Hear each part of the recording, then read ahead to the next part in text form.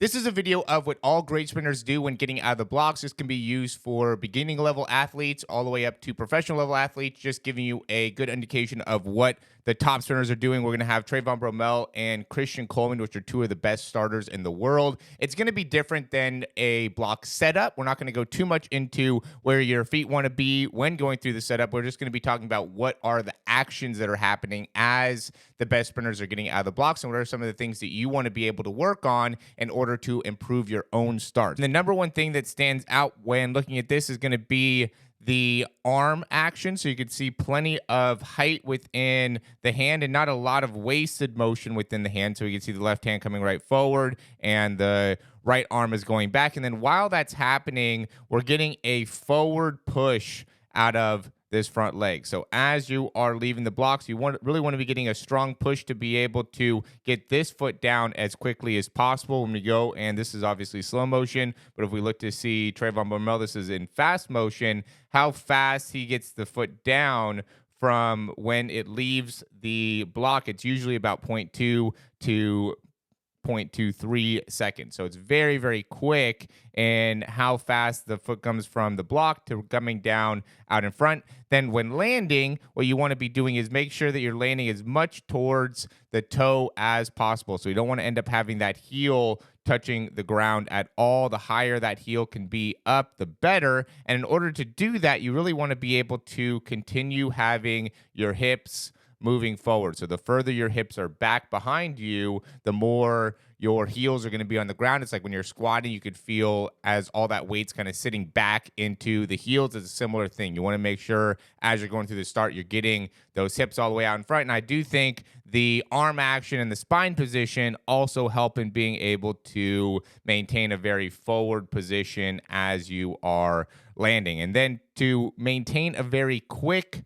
action with the feet, and I think that's really what's important here, is to have quick feet and not long steps. You want to make sure that as you're pushing off the block here, you're bringing your foot straight forward and through. So you could even see how he's almost dragging his foot there. That is a common thing that we'll see in these top sprinters. You can see Trayvon Bromell does it as well, where he just kind of taps that toe. And that is considered low heel recovery. So you're not lifting your foot up. You're instead pushing your foot through or pushing the knee through to make it so then you can be very quick with the turnover. The faster we can get the legs moving forward, the more we're going to be able to get ourselves to propel outwards, which is what the main purpose of the start is to be moving more horizontal. The more vertical movement that we have, then that's going to end up slowing us down, where if we could keep it very horizontal with the movements, especially through the lower half, that's going to help in being able to improve the start. And then as the foot is coming through, we're going to be getting, and this is where you want to have the only probably vertical thing you want to be trying to think of is going to be the foot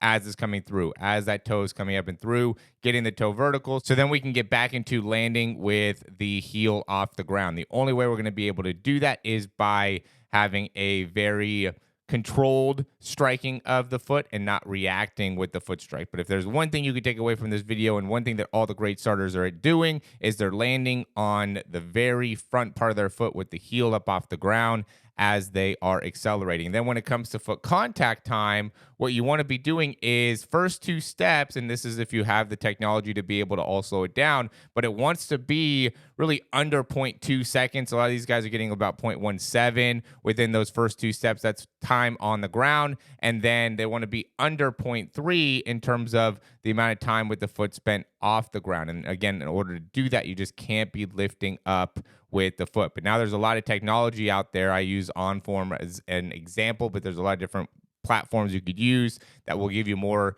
understanding of how much time you're spending with the leg off the ground. If you're struggling with your start, I think it's important to look at that and study that and know where you are with that. And then another important thing that we want to be able to consider here is just the separation of the feet. So when it comes to being able to pick up good distance, I think the best way to be able to think about that is being able to create as much separation of the feet or getting your hips as far past this front foot as possible. It's going to be pretty common for your front foot to be pretty much right underneath your hip, which is what you want. You don't want your foot to be out in front of your hip.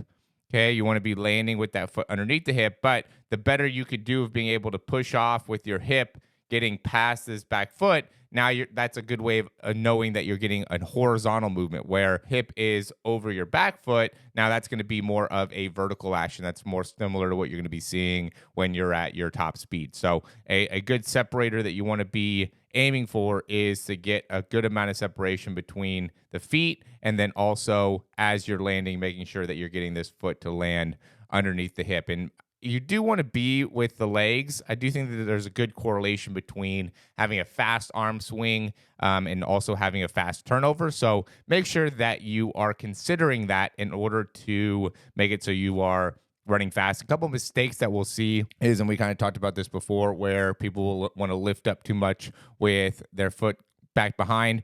Typically, that's because we're just not getting enough forward action within the hips, or it's also because we're not striking the ground properly. So if you could work on the foot strike, getting the toe up and being able to strike the ground with the heel off the ground, that should help you in negating that lift within the heel, because you'll be able to push off more. And I guess that would be maybe the last thing to be able to consider here is really make sure you're pushing off the ground. I think a great way to be able to see this is as his toe is leaving the ground here, you could already see his heel is past the toe, or a lot of times we'll see when people are pushing, their heel will be like right over the toe, right? Their heel will be vertical as that toe is coming off the ground. So the better you could push, the more your heel is getting out in front of the toe as you're leaving, which is making it so then you're getting that, again, horizontal movement pattern. So that's all the main things that the best sprinters do. I want to just be able to knock it all out for you. If you need to be able to rewind it to get a little bit more understanding of what's happening,